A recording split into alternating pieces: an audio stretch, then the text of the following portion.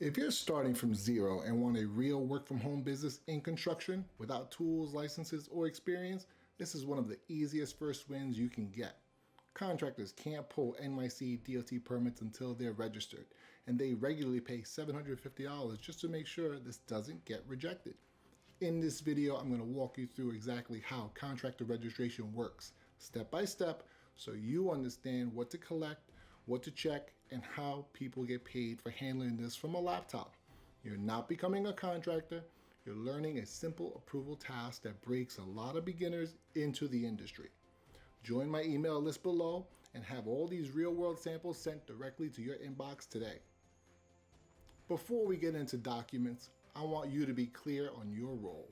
You're not filing permits, you're not dealing with job sites. You're acting like quality control for a contractor registration package that DOT is extremely picky about. Think of yourself like a goalie. Your job isn't to score. Your job is to make sure nothing slips through. Everything in the DOT contractor registration falls into two buckets. One bucket comes from the insurance broker, the other bucket comes from the contractor. Your entire job is making sure nothing is missed, mismatched, or rejected. That's it. Let's start with the broker side, because this is where most registrations fail. When a broker sends paperwork, you'll usually see insurance policies, an accord, required endorsements, a broker certification, a permit bond, and the NY99 construction form. I don't want you memorizing form names. I want you watching for patterns. The biggest issue is dates not matching and forms not having original signatures. If the policy date, accord date, and broker certification don't line up exactly, DOT halts the registration. No discussion. The next major issue is the permit bond.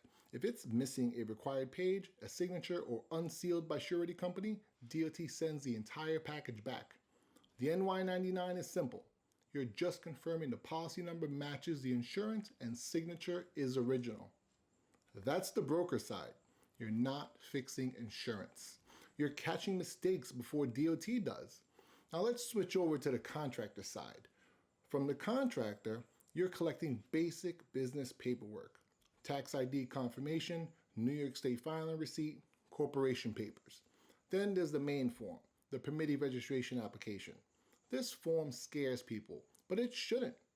Page 1 is basic company information. Page 2 is the signature and notarization. Page 3 is already completed with the information on it. Here's the rule you cannot bend. When DOT asks for exclusions removed, you must send rejection to broker to comply with DOT's demands. Don't get in the middle of this. Once everything is rectified by the insurance broker, you package the submission of supporting paperwork. You scan the full set of documents in one PDF, email it to DOT for approval, and send physical documents exactly how DOT instructs after it's registered in their system. DOT does not review partial submissions. Because you caught every issue before DOT did, the registration moves forward instead of getting stuck. And that's where your value shows up. Contractors don't pay $750 because this is hard. They pay because mistakes cost them time, man hours, and money. Wrong date, missing bond, bad notarization, DOT sends it back. Think of yourself as the last checkpoint before approval. If you catch the issue there, the contractor can start their job. If you don't, everything stops, including their mobilization check. That's what you're getting paid for. This is one of the cleanest ways to start a construction consulting business from home. No trade, no license, no job site. Just attention to detail and a willingness to learn how approvals actually work.